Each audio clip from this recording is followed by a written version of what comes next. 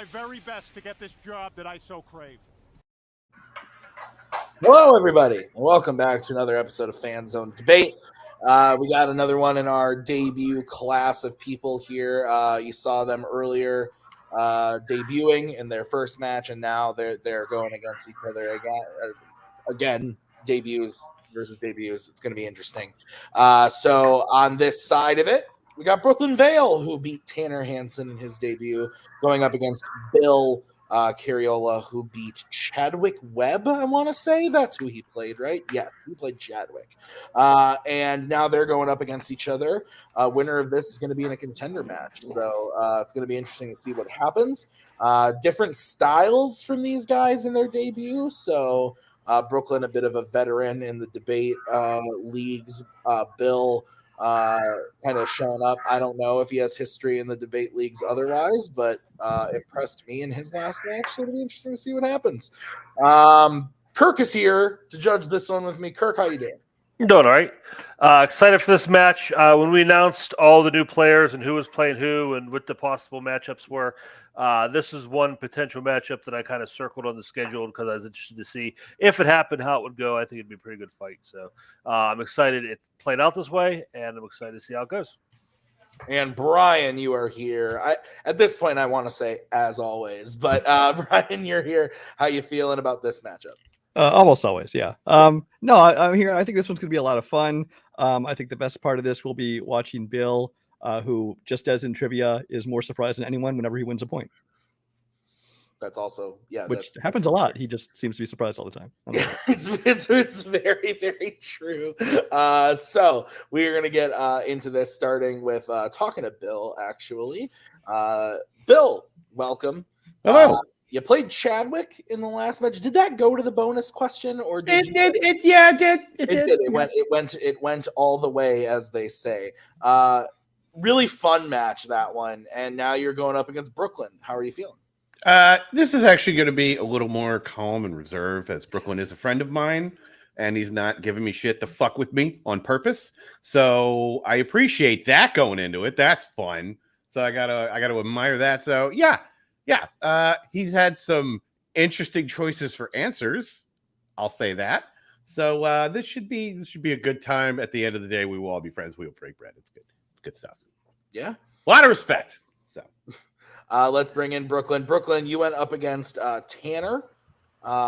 In doing so, you earned a KO on your first match. And now you're going up against Bill. How are you feeling about it? I'm feeling scared. I'm not gonna lie. This should probably be a contenders match. No offense to whoever we're playing. I just think there's a lot of caliber here. Bill makes me laugh on a bad day. He's just a naturally good talker. So I'm just making sure that my I's are dotted and my T's are crossed and stuff. And yeah, I haven't prepped like this since the Cody days and flashbacks. Yeah, that's fair.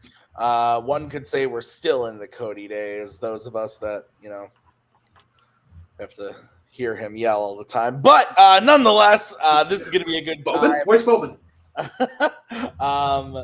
This is how the show's going to work, guys. We have 4 questions based off of categories that Bill and Brooklyn drafted. I gave them some questions. They gave me some answers. And now they're going to debate those questions before our very souls this evening.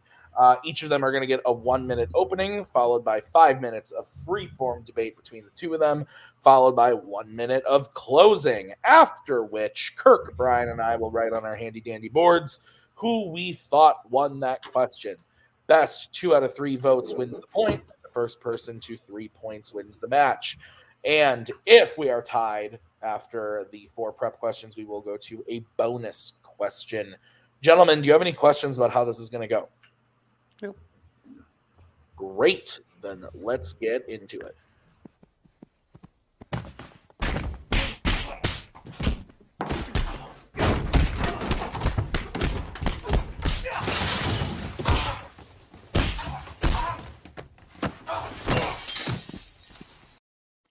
All right, we are going to get started right away with your first question, which was drafted by Brooklyn in the category of the MCU. And the question is, What is the best super suit in the MCU? So, Brooklyn, you get to lead this one off. You have 1 minute to open your argument when you start talking. All right, so I picked Spider-Man suit from Spider-Man Homecoming. So we had already seen in the MCU where Spider-Man, through these like viral videos of Civil War, that he's already talented without his powers. Like he just had a hoodie and whatnot. And then you come into Homecoming, and he's finally able to get that proper upgrade through Tony Stark. The medium of this. The medium of the upgrades of these powers is through Jennifer Connelly as Karen in the AI. She's just a great, basically like another Jarvis, and it's kind of fitting because of their relationship. And the suit itself actually just plays an integral role between the relationship of Peter and Tony, and it just gives a characteristic as to how powerful the suit is. I'm actually going to concede my time. Okay. We're going to move over to Bill. Bill, you have 1 minute to open your argument when you start talking. I picked Ant-Man in Avengers Endgame because that's first off, good looking suit, good color scheme. I enjoy it, red and black, good stuff. Also, first off, you get size manipulation, which is just so fantastic and so useful in so many ways. Not to mention, I can go to the quantum realm and I can time travel. I mean, the functionality alone, that blows anything that Spider-Man Homecoming has out of the water. It's pretty rad being able to travel through time and then just be a giant bastard and then beat up everybody and then shrink down and, hide outside Iron Man and break his shit. I mean, that's pretty great. So, I think that's all I got. That pretty much sells itself, I think. So, let's get to fighting. Yeah. All right, guys. Spider-Man versus Ant-Man, 5 minute freeform. Please don't talk over each other. I will come in to give you the 1 minute warning with the banner on the screen. So enjoy. Have fun. All right, so how does this work? You talk first or I talk first? Yeah, you go first. You go first. No, it's fine. Yeah. Okay, so it's not actually the suit in Ant-Man that makes it cool. It's the PIM particles. Like Edna Mode broke it down in Incredibles about how like the stretchy things work, like Egyptian cotton and whatnot. And then also like if we're talking like that's a variant of the suit. Like you're talking about the initial one that he has that they do the time travel and they fuck it up. And then Tony Stark and Bruce Banner are like, oh, we're gonna improve this so that it can fit for everybody. Still the same suit. It's the suit, but his version is the inferior one that Tony and Bruce have to improve. I mean, the big problem with yours is he couldn't even fucking figure out how to work it through half the film. If he's a teenager. Yeah, sorry, but he's supposed to be a brilliant scientific mind, which has always been my big problem with Spider-Man in the MCU, is he takes a back seat and he's Iron Man Jr., and it kind of drives me nuts. Ned has to help him break into this goddamn thing. And it can't be that great if like a teenager's breaking into this. And then you get all these functionalities. And that's my big problem is like Peter Parker doesn't need an Iron Man suit. Peter Parker should be fighting criminals in the street. Like it doesn't work. It fundamentally breaks the character when you take him out of that. And he's not as important now in his own story because he's being overshadowed. He's basically Tony Stark Jr. And I think it kind of betrays him where he should really be. Spider-Man is one of the most brilliant scientific minds in the MCU, and I think you overshadow that. So his suit fits the arc perfectly, though. With great power comes with great responsibility. Tony Stark gives him a fucking like Mercedes-Benz of suits with like all these upgrades. Like fucking Karen has a line in the movie where it's like there are 576 possible web combinations. No kid needs that amount of things. There's like the fucking like instant kill mode, the fucking like the wings that allow him to glide. This thing is just over prepped for him to succeed. And the thing about like where like he doesn't know how to work it. He's a teenager. That's part of his arc. Like he's also like struggling how to be like just a human being trying to grow up. Again with the Ant-Man thing, you talk about the quantum realm. That's basically plot armor. In terms of Endgame, that is just because a rat got there and he was there, and you can't really explain anything about quantum stuff because that won't be until Quantum Mania, and that shit is not eligible. I know it's not eligible, but it saves the world. yours in your movie, he doesn't even have it for the end of level boss fight. Like, he gets rid of it. Like that, it's not even that important. How could it be cool if he trades it in for the hoodie, and that's more of a crowd-pleasing moment than him getting this thing in the first place? And it also builds into, like you even said it, like he all of a sudden becomes like overpowered. He doesn't know what to do with it. But at the same time, he's inventing his own web fluids and like creating all these like crazy inventions. And then he can't figure out how to hack into a goddamn computer. All of a because sudden, he was relying too much on the suit. It's that powerful. Like he tries to save that ship, and he almost fucks it up. And like Tony has to come in, and he's like, "What the fuck are you doing? Like I have this stuff for you, but like you need to be able to like work this stuff before you can actually like think before you actually do something." To hark on a point earlier, you were talking about where like Ned having a tech guy doesn't work. Batman has Oracle. Fucking Kim Possible had Taj Mowry, whatever the name of his character was in Kim Possible. Like there's always going to be a techie behind a superhero because it's just cool. It has a dichotomy. it's cool, but like Spider-Man's his own techie. I'm just saying, like it's kind of like just a betrayal of the Spider-Man character. And I love the Spider-Man character, don't get me wrong, but like Andrew Garfield got to create his own web shooters. Like he got to prove like he was kind of brilliant. We don't get that with like Tom Holland, especially in this movie. It's like, oh, here's some stuff I got for you that's pretty great. The Ant-Man suit, I get to travel through time. I get to like shrink and grow big. The functionality of this suit alone blows that suit out of the water. Like we saw like this thing do 3 or 4 things that are far more impressive than anything that Spider-Man suit did in the entirety of Homecoming. I'm sorry, it just is, because he's better without it. And that movie proves it by the end of it. He doesn't need that suit. He can't be that cool if he's a better hero without it. The functionality of PIM particles, not the suit. But they're woven That's into like the saying, suit. It doesn't work. That's like saying Iron Man's a missile is the best Iron Man suit. Like that's just But they're woven into the fabric of the suit. Like it doesn't work without, like, it's part of the suit. That's just the way it is. But that's Yeah, strike it from the record. Let's start closings with Bill. Oh, really? Yes, Bill, you will have 1 minute to close your argument when you start talking. To be clear, I'm just saying Spider-Man is better by the end of the movie because he doesn't have that suit. If you're better without it, you don't need it. It can't be that cool.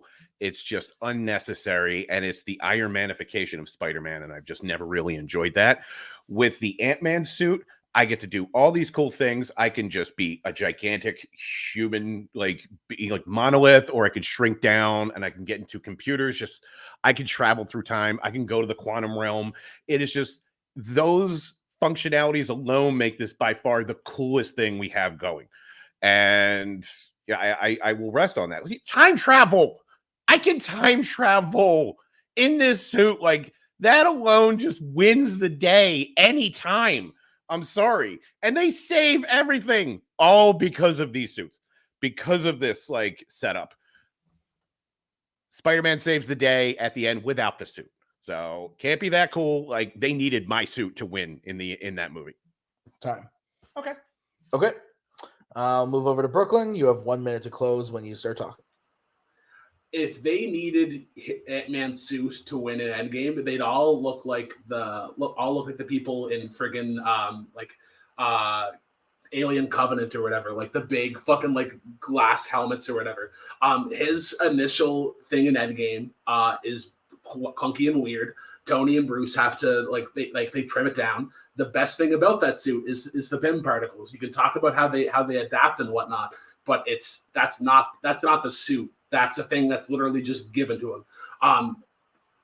The part thing you're talking about, the suit, he doesn't need the suit, is friggin' ridiculous. Because if he cannot handle how powerful that suit is and all the functionalities within it, because that just proves that he is Spider-Man, that he is Peter Parker. He is a young-minded person who is still trying to figure out how to operate the technology that he has to its maximum potential. That's why it is the best super suit, because it's just too powerful for him. Tony Stark did too much homework. Time. Okay. Bring in the judges.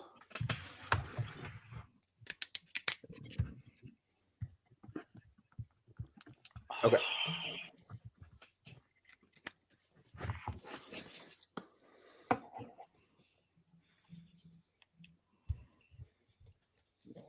You good, Kirk? You're muted. Just a heads up.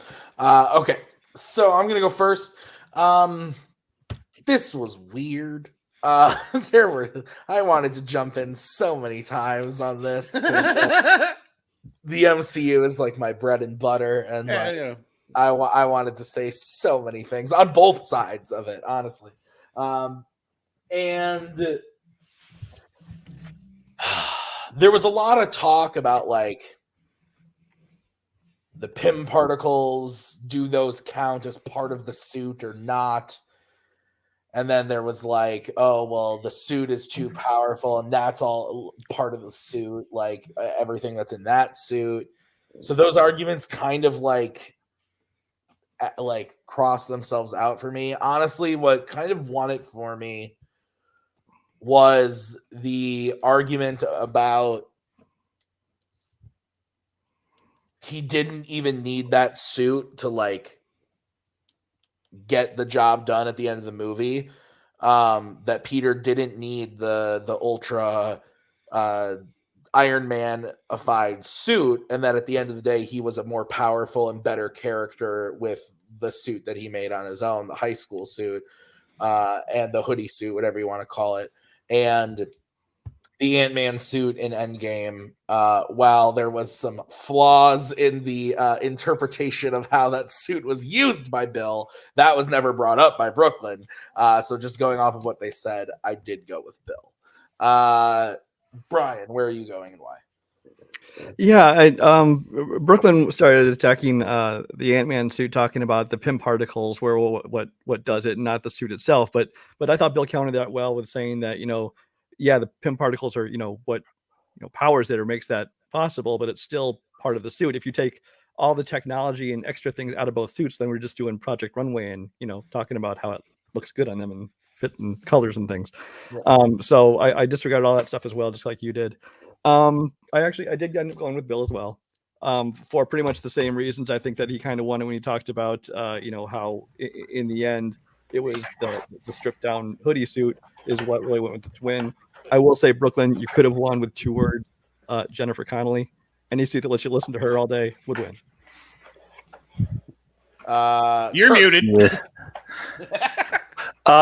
Yeah, I also went with Bill. Everybody said, you guys said a lot of things, came at it from a lot of different angles. But yeah, same thing. I think, and again, I've seen these movies, but I don't remember exact details of how the suits were used. So I kind of, however you guys told me they worked, I took your word for it. But the fact that Bill said that, at the end of the day, he wasn't wearing a suit. Also, Brooklyn kind of shot himself in the foot at the end of his argument. He said the suit was too powerful. And if it's too powerful, then that's not necessarily a good thing. So, I'll go with Bill. All right. So Bill is up 1-0. We're going to move on to the next question, which Bill drafted in the category of actors and actresses.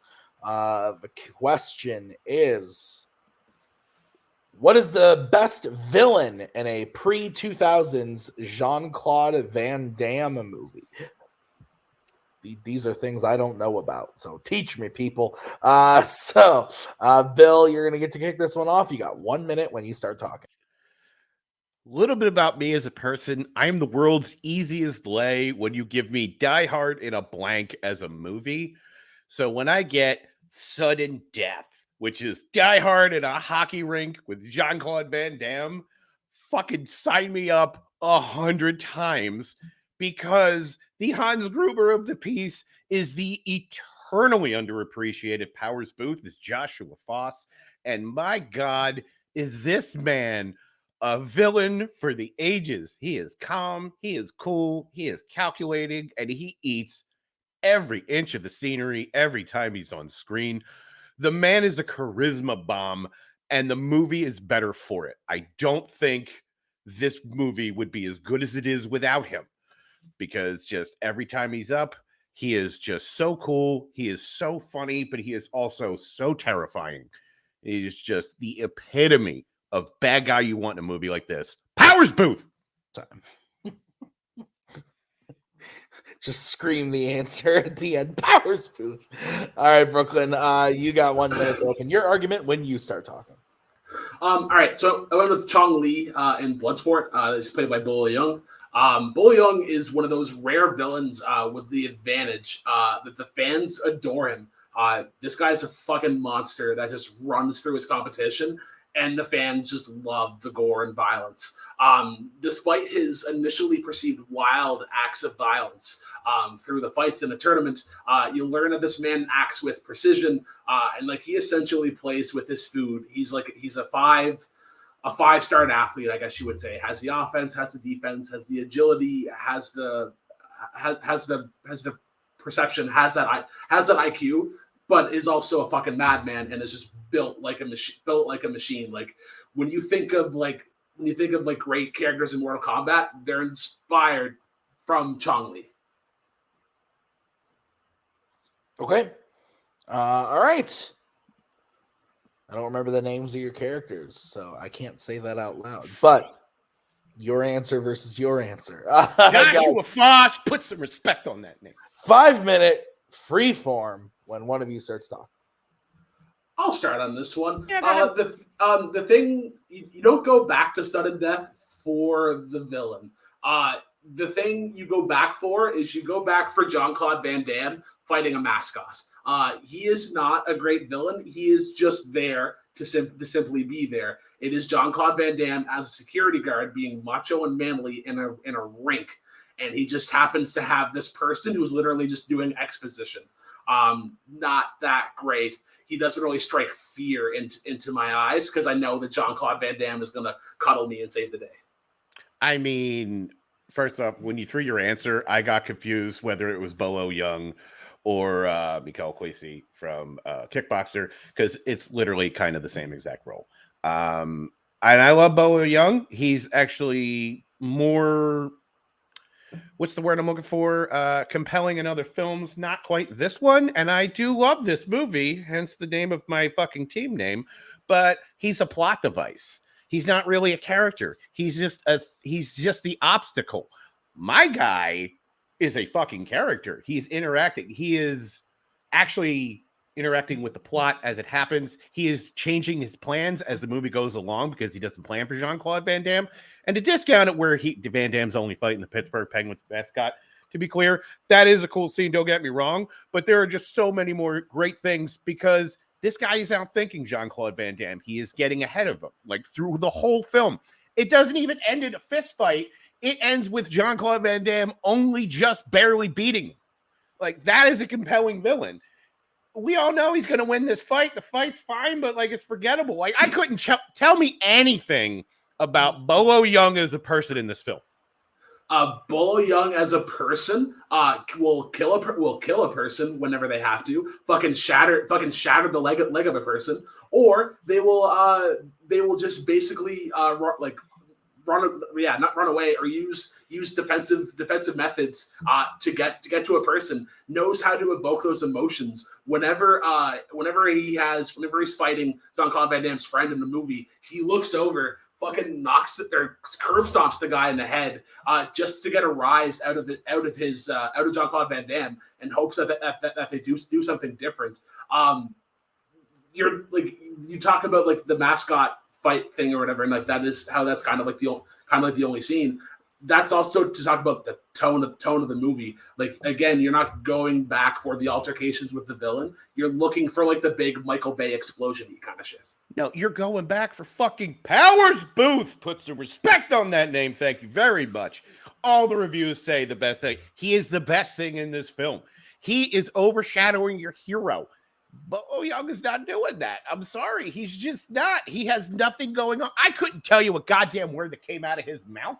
My guy murders a whole family just to get into this press box, just to extort money from the government. If you don't think for a second he will go through with his plan, you were sorely mistaken, because he does. He kills I don't know how many people, and he has other people helping him. That's the sign of a true bad guy, is not only am I fucking crazy, I've convinced other fucking crazy people to help me pull off my fucking crazy. Powers Booth is the only one that can do that kind of thing. But the thing is, villains need to be relatable. Yours is just a pompous fucking dick that everybody loves to hate.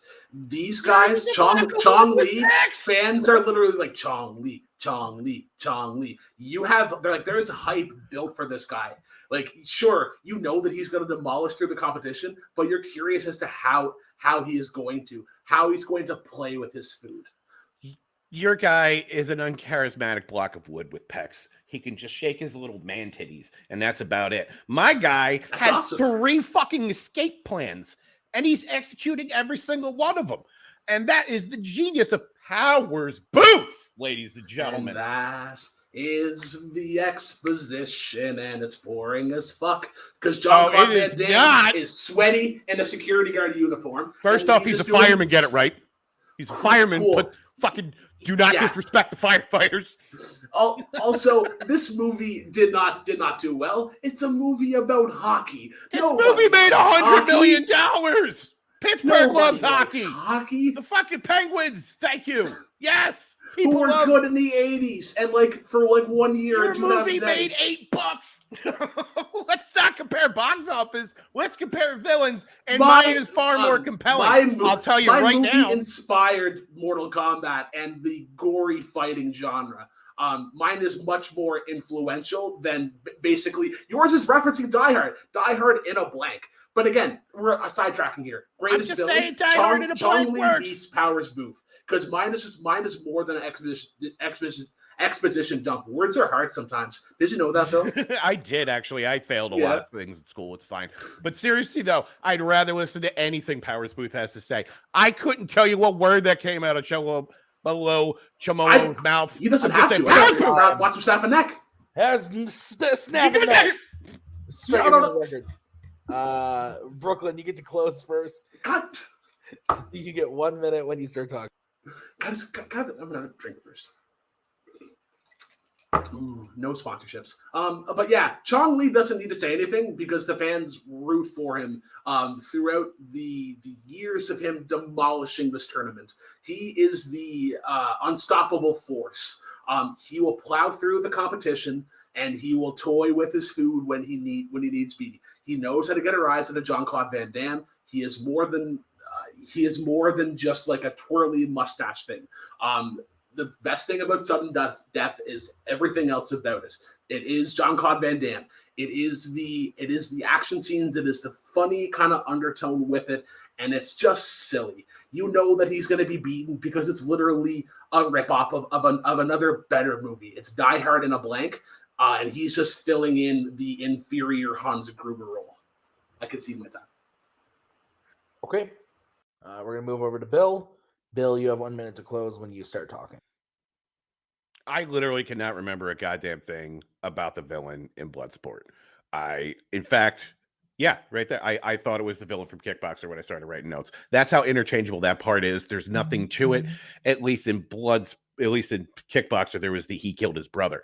Powers Booth, on the other hand, is fucking swagger on the screen. If you were going to have a villain that's going to take up time, he might as well be personable, charismatic, conniving, cunning, and fascinating. And that's what this guy is. When I go back and watch this movie, I'm going back for his performance, not so much everything else, because you know what? I could listen to Powers Booth say, "And what's going on, fireman?" like a million times, just because he has this smarmy smugness about it, because he knows he's got the upper hand. This guy is extorting the government and winning. That's how good this guy is. And the only reason why he loses is because Jean-Claude Van Damme pulled off a fluke. He is overshadowing Jean-Claude Van Damme in his own game. Powers Booth! I just like saying Powers Booth. Clearly. Oh, man. Powers Booth. Oh, that's funny. All right. Powers Booth is the all-time greatest Hollywood name. Underrated character actor. Thank you. Do not let that. I don't know. Rip Torn is a pretty awesome name. Oh yeah. Yeah, that's a good one as well.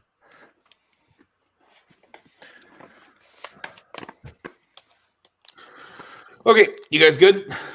Yeah. Kirk, take us away. Okay, first of all, the mascot's name is Iceberg.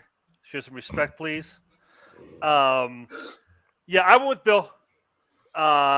I think that Bill's obvious knowledge of the category, I think, helped him out here. But he just kept coming up with new things about Power Booth, his character. And he did something like he challenged Brooklyn. He said, tell me something about him as a person. And all Brooklyn could come up with was fight stuff. He was Bill was probing for personality and background, things like that. And I think that kind of proved Bill's point that other than being a fighter, there wasn't much there, where there are a lot of layers, a lot of things going on with Power's Booth. So I'm moving Bill to point this out.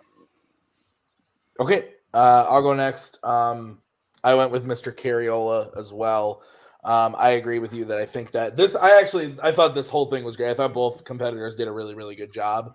But yeah, Bill's like obvious knowledge of this category and passion for this category just overtook here. It's happened with like Kirk when he does like Romero or Kurosawa or somebody like Jacoby doing Jurassic Park stuff. It just like sometimes shit happens where just like somebody knows something about the category so much it's just like it's kind of hard to top it. And I thought Brooklyn did a really good job for me questioning whether or not he's actually seen these films. I thought that he did a good job of convincing me that he has and that he knew them, but it just wasn't enough to top Bill there. So Bill wins the point, but Brian, where would you have voted and why? Oh, I think both of them were trying to, bait me and convince me by their love of Hans Gruber. With Bill's, making comparisons to him, and with Brooklyn saying it's inferior to him. Both are correct. But that aside, I thought that the debate got into a few tangents at times about like films that were inspired by it or films that was knockoffs of, things like that, away from the actual subject of the villain. But most of the debate was pretty good. I did end up going with Bill as well for mostly the same reasons. I think that he made a good argument for how, whereas in Bloodsport, he was an obstacle. He was just an opponent. Powers Booth in Sudden Death was, he was compelling. He was always outsmarting him. He had multiple plans. He was overshadowing the hero. Just a lot of things that really showed what made him a great villain. Yeah. All right. So Bill is up 2-0. Point of order. This whole fight broke my heart because I love both these movies. Yeah. I feel it. Okay. Yeah. Every now and then I love you, Bolo Young. Powers Booth. Okay, anyway. So Bill's up 2-0. Brooklyn does need to hit this next one in order to avoid the KO. So this next category was drafted by Brooklyn. It is in the category of directors. And the question is, what is the funniest joke in a Zucker film? I believe David Zucker, is that his name, Brooklyn? Correct, yeah. I only had the last name listed, and I was like, I'm pretty sure. But again, funniest joke in a David Zucker film. Brooklyn, because you drafted this, you get to go first. You got 1 minute when you start talking. All right, so I picked a joke from Scary Movie 3, one of the most underrated films ever. This is Kevin Hart and Anthony Anderson.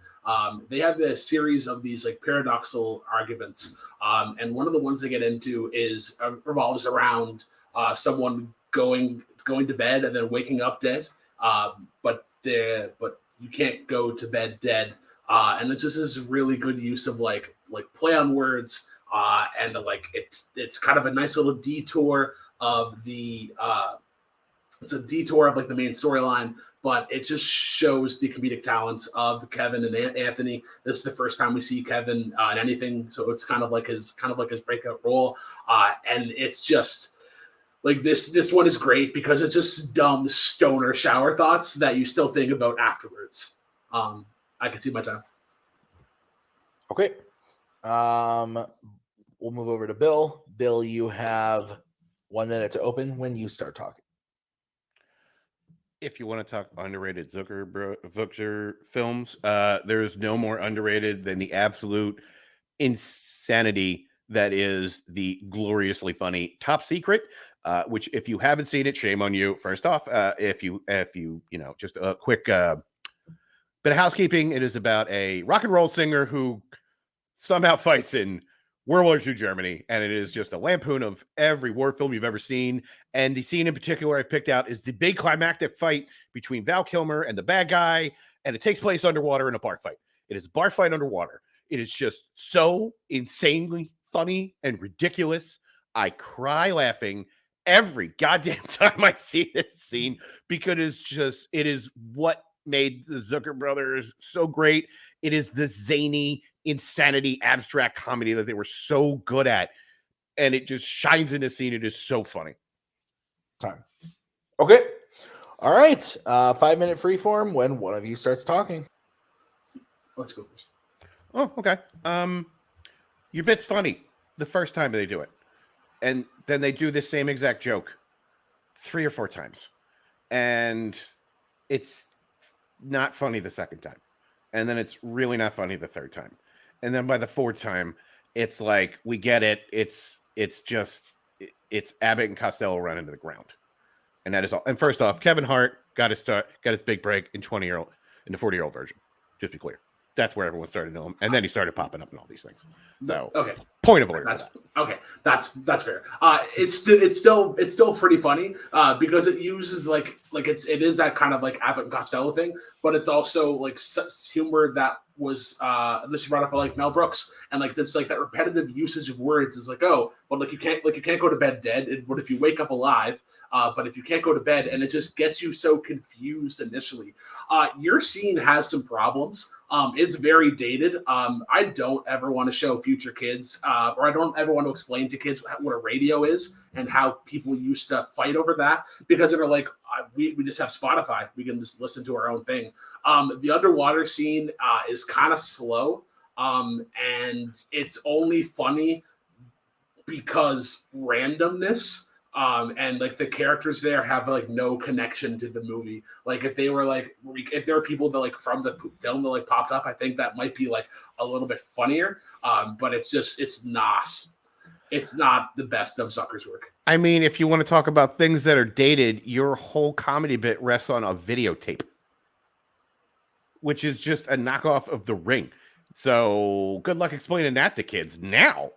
But here's the thing about yours, and it's like it was funny the first time, but they drill it into the ground, and it is just the repetitiveness of Zucker in the later years, which is what drags especially that movie series down. The reason why I went with this one is because I have gone back to Top Secret several times in my life, and I still find things in just this scene that are fucking hilarious. It's just taking the whole big climactic fight and then just putting it underwater. And first off, they're actually underwater. They did this whole thing underwater. It's magnificent that they managed to pull this off. And like just little bits, like there's like little touches where like when the bartender pops up, he's cleaning a glass, but he's underwater. Like, boo, what are you doing? Like, how is this even happening right now? And I forget it. And then like all of a sudden the chandelier falls down and I don't know what the hell is happening. And I just laughed my ass off at just the absolute absurdity. This is when Zucker was just genius at it. This is what made Airplane the movie that it was. And this was him firing on all cylinders with him and the other Zucker and Jim Abrams. By here, most of those guys are gone, and you can just see the well is run dry, and they just drill the same joke into the ground repeatedly. It's not even funny the second time around. Yeah, let's move on. Okay, Sure. So I will give you like the glass and the cloth. That was a fun little like segment. You were talking about mine being like repetitive and whatnot. That's cool, but like my answer is literally just like the climax of those jokes, because it's the best usage. And then it like in that scene as well, it gets Cindy fucking furious because she just wants to find the fucking answers. Meanwhile, Kevin Hart and Anthony Anderson are basically just having this like meta Buddhist kind of conversation of like, well, can you wake up dead? Well, no, but you can't go to bed dead, so you'd have to like go to bed alive and then die somehow. Yours has like weird kind of cuts or whatever. Like he's grabbing the face, and it just like it's not meant to be like he's not like grabbing the nose or anything. It's just there, and it's awkward. Yeah, you could try to like laugh in your argument to like try to upsell it, but it just Yeah, it's just the utter absurdity of it. It is every war film, and then they crank the ridiculousness up. And that's why it works. Like, how many times have you seen a guy fighting another guy, like, hanging off a truck? You've seen it a million times, and it's funnier because now it's just absurd, and they're pointing out how absurd this is. And that is what makes this hilarious. This is timeless comedy that anybody can appreciate. And, every time I watch yours, I just think, wow, Kevin Hart was funnier in other things. And Anthony Anderson was funnier in other things. And this whole movie is not funny. At least my joke is integral to the plot. Yours is a throwaway joke that they keep hammering in over and over and over again that, like, it literally could get replaced. And it's incidental. It doesn't matter. Mine's the climax of the film, and it works. It just does. It's just good comedy. Yours is an achievement because of the underwater scenes. It is not funny. It is cool to look at. So it's more like wow as opposed to haha. The question is the best joke. And I wanted to see Kevin Hart and Anthony Anderson talk about random, dumb stoner shit. Like if you can go to bed dead. Underwater bar fight's hilarious. I'm sorry. Time. Okay. We are going to start with Bill on this one for the closing. So, Bill, you get to close first. You have 1 minute when you start talking. When you can construct an entire joke and then not only make it funny, but make it timelessly funny and then make it repeatedly funny. Like I can go back, like I watched that scene again and just the whole Muhammad Ali fight. And then it's just, a quick like, oh, no, I'm actually going to punch you here. And it's just every time there's little things in here I am constantly finding that just make that scene funnier. The going to bed dead joke was funnier the first time when they did it with the rat and the mouse.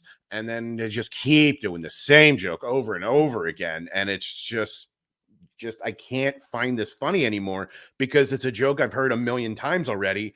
And the movie's not even halfway over. It's just not the same. Like mine, it can be appreciated by anybody anytime. This one is just like, it makes me want to watch Abbott and Costello again because they actually did it right. Like, it's just like, I can't stress enough how much I can't keep watching the same joke over and over again, whereas I am always finding things in the bar fight underwater scene, and it just makes it infinitely funny. Time. Sorry, I cammed on and went like this, and I'm like, I'm not on screen. So I gave you an extra second because of that. Brooklyn, I will give you an extra second as well because of the same. Brooklyn, you now have 1 minute to open your argument. Close your argument. Jesus, my fingers.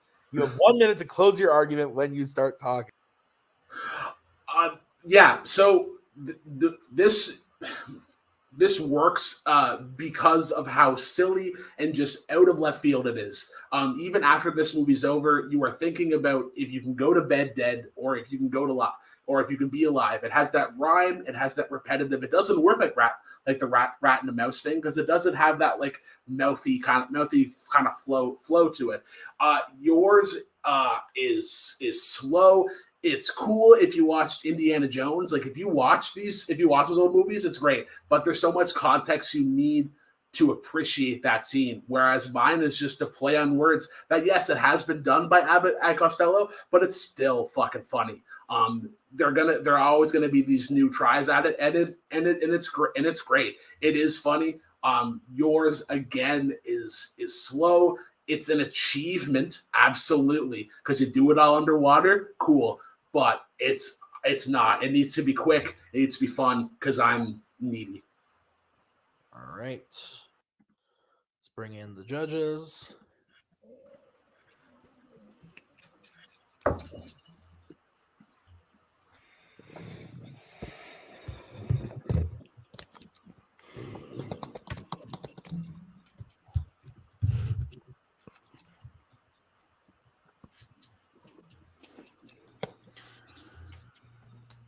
Okay. Brian, I believe we are starting with you on this one. Yeah, this is a hard one to judge off the top because comedy, obviously, you kind of need to experience it in the film. And so, I mean, they can explain the jokes to us, but I'm not sure it 100% conveys because like the go to bed dead, I don't know why that's funny. It doesn't strike me as funny at all. So I was trying to listen for more explanation on that. Bill's scene, he says underwater bar fight, and especially early in his argument, he's just like, "Oh, it's so funny. I watch it all the time. It's hilarious. It's magnificent." Wasn't hearing a whole lot about why. Although later towards the end of the debate, I finally started hearing some details about cleaning the glass, the chandelier falling, things like that. So that tipped me in Bill's direction. Okay, Kirk, where are you going and why? Yeah, I agree with Brian. This is kind of unfair because when you got to explain a joke, especially in this kind of format, you're not going to get it across. So I think it was rough for both of them. And it just, it was a hard question to argue. Ultimately, though, I did go with Bill, and my reason, and because I had to cling to something, Bill's main argument seemed to be your joke is repetitive, your joke is one note, and then it would go back to Brooklyn, and Brooklyn would say, go to bed dead, and like it did sound repetitive based on what Brooklyn was telling me. It was one thing over and over again. So that's again, I felt it's kind of unfair, and I hate to have to pick one, but I had to cling on to something, and that's what stuck out to me. So I went with Bill. Okay, my vote doesn't count, but I also went with Bill for pretty much the same reason that you guys did. I thought that Bill was able to, like I said, like you guys said, it took a while, but I don't think either competitor did a great job of explaining why their joke is funny. And honestly, I thought it was starting to get interesting when Brooklyn was like, because I haven't seen Top Secret, and I haven't seen Scary Movie 3 in years, so I didn't remember what joke Brooklyn was talking about. But when Brooklyn made the point about like there's stuff that's outdated in yours, like it's not as timeless as you're saying it is, and when Bill snapped back being like your whole joke revolves around a tape, so like that was a really good thing. And those kind of like cancel each other out. And then when they started getting into when I started hearing finally like about some of the funny stuff in Bill's scene, and also about how his is also integral to the plot, which isn't necessarily part of the question, but it was something to cling on to the point of him saying my joke is kind of timeless, that anybody could watch it. And then Brooklyn just kind of threw out, well, like mine's like stoner stuff. And it's like, well, that is that funny for everybody, which again isn't necessarily part of the question, but when it was all I had to cling on to, it was tough. So I went with Bill, which means your winner by way of knockout is Bill Cariola. We're going to start post-match interviews here. Brooklyn, we're going to start with you. I've known you for a long time, Brooklyn. I know this isn't how you wanted this to go. I know you're probably upset. Everybody has one of these days. How you feeling, man? Deflated is a word. To not get a single vote is a little frustrating, but it is what it is. Bill's really fucking good. He's like Kirk. You had a front row seat. You're probably gonna be facing him in the championship. Just like Jean-Claude Van Damme and horror icons especially are just like two things that I have no prior interest in, so I couldn't really go into that. With some of the knowledge. Yeah, like I don't know. I thought I did well, but like I guess I just the answer for David Zucker was a little meh on my side. But I also when you guys talking like the question was kind of not necessarily skewed, but like the question is kind of unfair, I guess, as to how it could be perceived. I could understand that. So just go with Studio Ghibli, I guess, next time. I might have had a better chance against Bill. Yeah, Brooklyn, this does mean that you're out of this title picture, but you'll be back next season for our tournament that we're going to have at the beginning of the year. So when you come back in tournament time, anybody you're looking to face to try to get to the title match? Kaleb Boatman would be fun. I debated him in music, not in movies.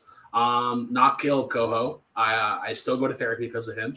And yeah, actually, you know what? Tim, I would love to make you come out of retirement and debate, because we never got to have like a proper debate, despite our history in this league. Maybe in an exhibition style, definitely not in a playing capacity, but that would be fun. That would be interesting. So because I haven't debated in a long time, but I'd love to debate you. That'd be fun.